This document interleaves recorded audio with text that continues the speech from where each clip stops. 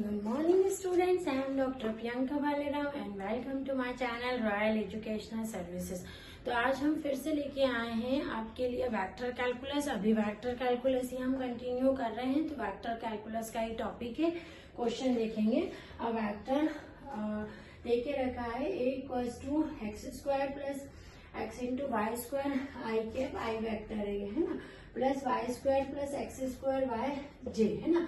अब यहाँ पर जो के वेक्टर है थर्ड वाला है वो नहीं देके रखा है, तो ऐसे केस में आपको क्या करना है, यहाँ पर के कैप के साथ में 0 लेके चलना है। ठीक है, आपको ध्यान रखना है कि इस टाइप का भी क्वेश्चन आ सकता है जिसमें कोई एक चीज जो है आई जे और के में से मिसिंग हो, तो जो मिसिंग है उसको मिसिंग ही मान के वहां पर आपको 0 लिख लेना है। ठीक है, अब ये बोला है कि show that this field is irrotational. ये जो फील्ड है वो इरोटेशनल है। इरोटेशनल है यानी मैंने क्या बताया है, मैं बार बार बोल रही हूँ, इरोटेशनल यानी कर्ल की वैल्यू 0 होती है और सोलेनोइडल में डाइवर्जेंस की वैल्यू 0 होती है। ठीक है, तो आपने सबसे पहले क्वेश्चन में क्या लिख दिया, ए वेक्टर की वैल्यू पूरी लिख दी है ना। अब मैंने क्या बोला, यहाँ पर अपन क्या ले लेंगे, 0 ले लेंगे। अब हमें शो करना है ए वेक्टर एक इरोटेशनल है। अगर इरोटेशनल है तो कर्ल ए वेक्टर यानी nabla cross a vector curl cross product होता है इक्वल्स टू आपका आएगा यहाँ पर 0 वेक्टर। ये जो डेफिनेशन है आपको इरोटेशनल की बिल्कुल याद रखनी है। मैं लास्ट में जैसे ही मेरी ये यूनिट खत्म होती है मैं सारे फॉर्मूलेस की लिस्ट लगा दूंगी और इसमें आईएमपी क्वेश्चंस भी मैं इसके वेक्टर के अपलोड कर दूंगी। ठीक है, अभी क्या है, नैबला क्रॉस ए वेक्टर है ना।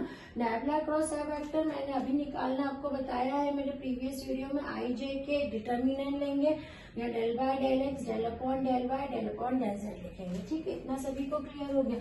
यहाँ पर ये वाले कोफिशिएंट लिखते हैं, x square plus y square plus x square y. अब इसका कितना है, 0 है, तो यहाँ पर 0 लिख दिया।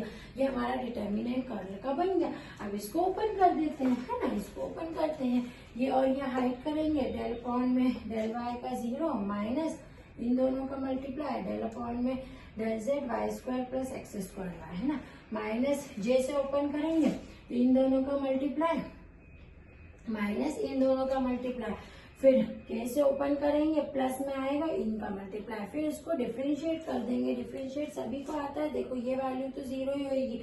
यहाँ पर ये y है और ये एक्स स्क्वायर वाई जेड के रिस्पेक्ट में कर रहे हैं तो 0 ही होना है। यहाँ पर ये वाली वैल्यू 0। अभी यहाँ पर देख लेते हैं, यहाँ जो बच रहा है वो चीज आप यहाँ पर लिख दोगे है ना। और उसके बाद में इसको के बाद में अपन इसको देख लेंगे कि ये डिफरेंशिएशन है x से, यहाँ पर होगा ये 2x y होगा है ना, माइनस डेल अपॉन में डेल y, तो ये यहाँ पर भी होने वाला है इसका है ना। तो जो बच रहा है ना वही चीज यहाँ पर लिखनी है और जो 0 हो रही है उसको यहाँ पर हम 0 लिख देंगे। ठीक है, तो आपको क्या करना है, जैसे j के लिए ओपन करना है, मैं बार बार बोल रही हूँ, जैसे इस वाले के लिए ओपन करना है तो ये हाइड हो जाएगी और ये हाइड हो जाएगी, बचेगा क्या, ये और ये 0 आ रहा है और ये डेल अपॉन में डेल जेड है यहाँ पर है ना, ये डेल अपॉन में del z x square plus x y, तो ये कैसा हो जाएगा, 0 हो जाएगा है ना।